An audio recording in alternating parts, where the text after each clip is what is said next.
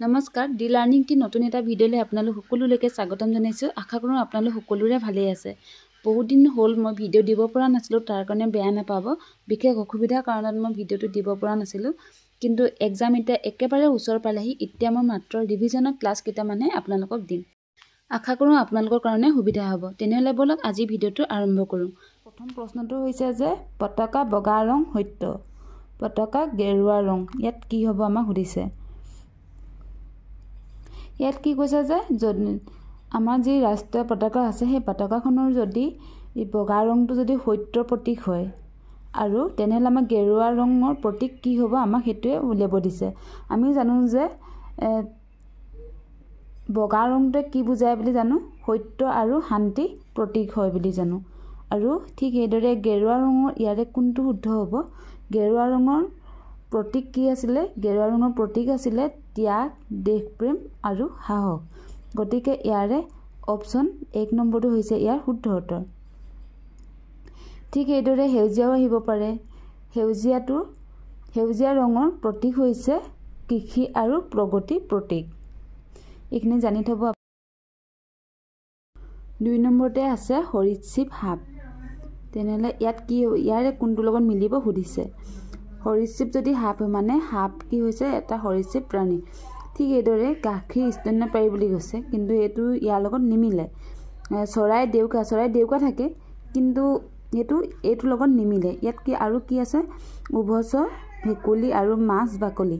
তেনেহ'লে কি হ'ব, সৰীসৃপ যদি সাপ হয় তেনেহ'লে ইয়াৰ লগত কোনটো মিলিব। অপশ্যন চিটো হ'ব ইয়াৰ শুদ্ধ উত্তৰ। উভচৰ প্ৰাণী কি হয়, ভেকুলী এটা উভচৰ।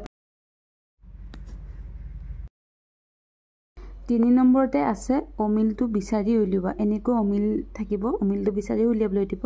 ইয়াত কি কৰা হৈছে যে কি দিছে, 1 নম্বৰতে অসম এশিঙীয়া গড়, অষ্ট্ৰেলিয়া কেংগাৰু আৰু ভাৰতবৰ্ষৰ বাঘ। যদি আমি চাবলৈ যাওঁ যে এই গোটেইকেইটা শুদ্ধ হৈছে যে অসম কি হয় এশিঙীয়া গড়ৰ কাৰণে বিখ্যাত, অষ্ট্ৰেলিয়া জন্তু কি হয় কেংগাৰু হয়, আৰু ভাৰতবৰ্ষ কি হয় বাঘ হয়। মানে ভাৰতবৰ্ষৰ জন্তু কি ৰাষ্ট্ৰীয় জন্তু কি হয় বাঘ হয়। ঠিক এইদৰে অষ্ট্ৰেলিয়াৰ কেংগাৰু হয়, অসমৰো এশিঙীয়া গড় হয়। কিন্তু আমাক যিহেতু অমিলটো বিচাৰি উলিয়াবলৈ দিছে, অমিলটো আমি কেনেকৈ উলিয়াম। ইয়াত যদি আমি চাওঁ যে ভাৰতবৰ্ষৰ ৰাষ্ট্ৰীয় জন্তু হৈছে বাঘ আৰু অষ্ট্ৰেলিয়া কি হৈছে কেংগাৰু, আৰু অসম কি হয় এশিঙীয়া গড়ৰ কাৰণে বিখ্যাত। কিন্তু অমিল বুলি ক'বলৈ গ'লে মানে কোনটো হ'ব, অপশ্যন 1 নম্বৰ হৈছে ইয়াৰ শুদ্ধ উত্তৰ। কাৰণ অমিল বিচাৰি উলিয়াব দিছে। অষ্ট্ৰেলিয়া এখন দেশৰ নাম, ভাৰতবৰ্ষ এখন দেশৰ নাম, কিন্তু অসম কি হৈছে, অসম হৈছে এখন ৰাজ্য। সেইকাৰণে কি হৈছে এইটো ইয়াৰ লগত মিলা নাই। অপশ্যন 1 নম্বৰটোহে ইয়াৰ শুদ্ধ। 4 নম্বৰতে দিয়া আছে ঘড়ী সময় থাৰ্মোমিটাৰ হ'লে ইয়াত কি হ'ব আমাক সুধিছে। অপশ্যনত আছে উষ্ণতা, তাপ, বিকিৰণ আৰু চাপ। যদি ঘড়ীত যদি আমি সময় চাব পাৰোঁ তেনেহ'লে আমি থাৰ্মোমিটাৰ সহায়ত আমি ইয়াৰে কোনটো আমি চাব পাৰোঁ বা জুখিব পাৰোঁ। কি হ'ব ইয়াৰে শুদ্ধ উত্তৰ। থাৰ্মোমিটাৰ হ'লে মানে কি হ'ব, অপশ্যন 1 নম্বৰটো হৈছে ইয়াৰ শুদ্ধ উত্তৰ। থাৰ্মোমিটাৰ সহায়ত কি কৰে, উষ্ণতা বা টেম্পাৰেচাৰ চোৱা হয়। 5 নম্বৰতে আছে চৰাই ডেউকা। মাছ হ'লে ইয়াত কি হ'ব আমাক সুধিছে।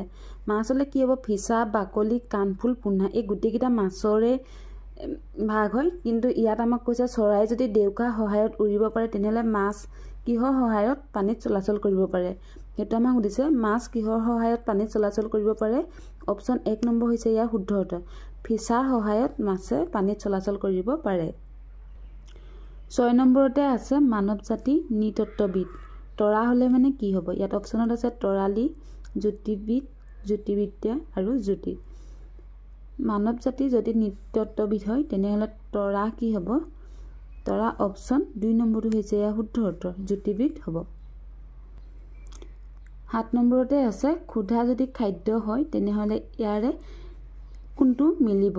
শব্দ বাদ্য, ৰজা ৰাজ্য, তৃষ্ণা পানী আৰু কথা বাক্য। ইয়াৰে কোনটো মিলিব। অপশ্যন 3 নম্বৰটো হৈছে ইয়াৰ শুদ্ধ, তৃষ্ণা পানী। 8 নম্বৰতে আছে অমিলটো বিচাৰি উলিওৱা। ভাৰত, কাঠমাণ্ডু, বাংলাদেশ আৰু পাকিস্তান। ইয়াৰে কোনটো অমিল হ'ব। আমি দেখাৰ লগে লগে গমেই পাইছোঁ যে ইয়াত যেটো ভাৰত বাংলাদেশ আৰু পাকিস্তান এইকেইখন কি হৈছে বেলেগ বেলেগ দেশ হৈছে কিন্তু কাঠমাণ্ডুটো কি হৈছে কাঠমাণ্ডু নেপালৰে হয় কিন্তু কাঠমাণ্ডু হৈছে নেপালৰ ৰাজধানী সেইকাৰণে ইয়াত কি হ'ব অমিল হ'ব 2 নম্বৰটো হৈছে ইয়াৰ শুদ্ধ উত্তৰ 9 নম্বৰতে আছে বাঁহী আবাহন জোনাকী মৃত্যুঞ্জয় ইয়াত আমাক কি কৈছে ইয়াতো আমাক অমিলটো বিচাৰি উলিয়াবলৈ দিছে এতিয়া আমি ইয়াৰে কোনটো অমিল আমি কেনেকৈ জানিম আমি যেহেতু জানো বাঁহী হৈছে এখন আলোচনী নাম আবাহন আলোচনী হয় জোনাকীও এখন আলোচনী হয় কিন্তু মৃত্যুঞ্জয়টো কি হয় মৃত্যুঞ্জয়টো এখন উপন্যাসৰ নাম হয় গতিকে অপচন কি হ'ব ইয়াৰে শুদ্ধ উত্তৰ 4 নম্বৰটো হৈছে ইয়াৰ শুদ্ধ উত্তৰ মৃত্যুঞ্জয়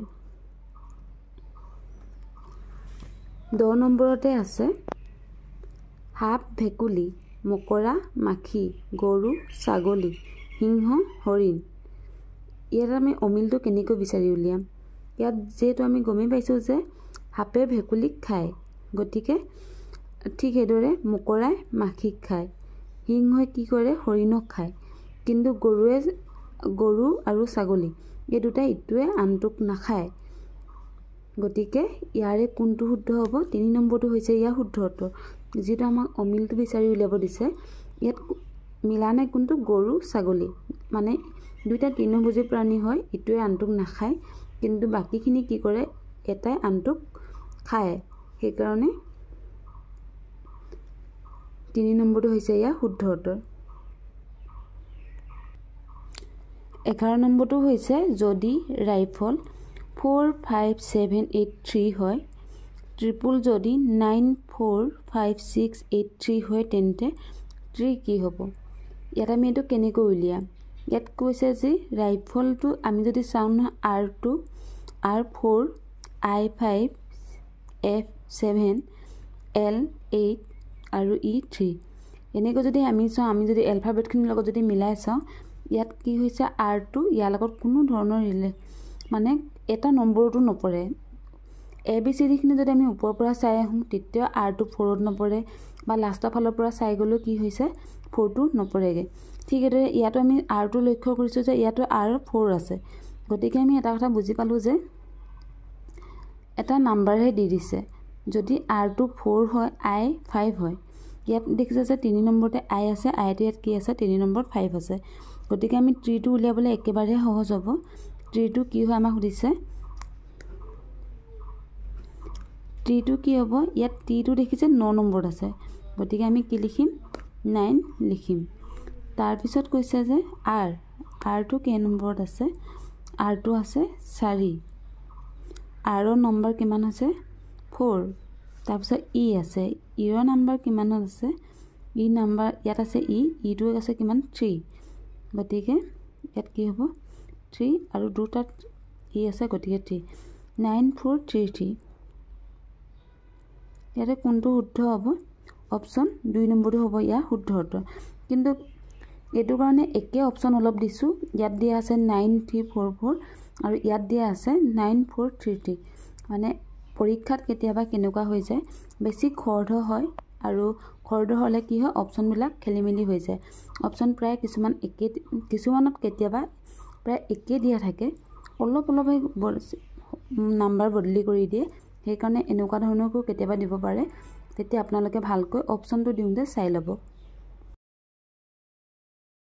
12 নম্বৰ প্ৰশ্নটো হৈছে যে এজন ব্যক্তিয়ে O বিন্দুৰ পৰা 15 মিটাৰ দক্ষিণফালে গ'ল বাওঁফালে ঘূৰি 32 মিটাৰ গ'ল আকৌ বাওঁফালে 15 মিটাৰ গ'ল তাৰ পিছত আকৌ বাওঁফালে ঘূৰি 45 মিটাৰ গ'লে তেওঁ O বিন্দুৰ পৰা কিমান দূৰত আছে এটো দেখিছে এটো ডাইৰেকশন টেষ্টৰ এটা প্ৰশ্ন হয় যেটো এনেকুৱা ধৰণৰ প্ৰশ্ন প্ৰায় পৰীক্ষাবিলাকত আহা দেখা যায় সেই কাৰণে ভাবিলো ইয়াৰো এটা প্ৰশ্ন লগতে দি দিছো এনেকুৱা ধৰণৰ প্ৰশ্ন আহিলে আপোনালোকে কি কৰিব যেটো এতিয়া পৰীক্ষা ওচৰ পালেহি সবে জানে তথাপিও মই আকৌ এবাৰ বুজাই দিছো যে ইয়াত কি কৰিব